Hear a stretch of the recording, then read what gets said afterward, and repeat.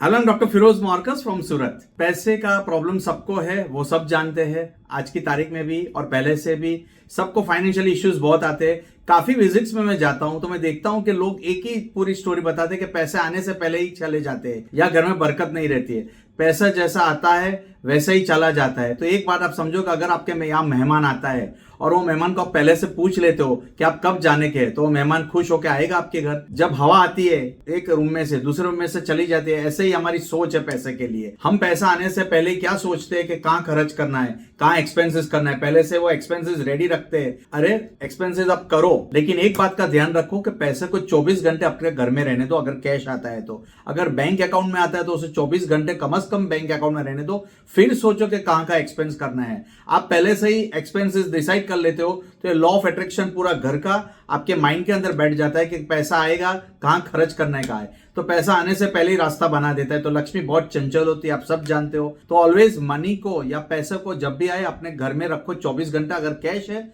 अगर अकाउंट में आता है, ऑनलाइन आता है, डिजिटल आता है, तो उसे 24 घंटे कम से कम अपने अकाउंट में रहने दो। तो वहां पैसे की स्थिरता आती है। नहीं तो अगर आप सोचते रहेंगे कि एक्सपेंसेस हमारे ज्यादा है तो उसको मत सोचो पहले से। पहले पैसे को आने दो, रहने दो, फिर एक्सपेंसेस करो। और एक खास चीज याद रखना कि कभी भी पहली तारीख को पैसा नहीं देना है किसी को। हाँ, अगर लेना है तो ले सकते हो, लेकिन अगर आपको मेट्स को या कोई और एक्सपेंसेस है या और बिल्स है जो आपको पे करना है, तो ट्राई करो अगले महीने की 31st को आप दे दो या फिर सेकंड को दो। फर्स्ट को कभी भी पैसा नहीं दो। ये फॉलो करो और फिर मुझे 6 महीने में बताओ कि इसका रिजल्ट क्या आता है। Thank you very much.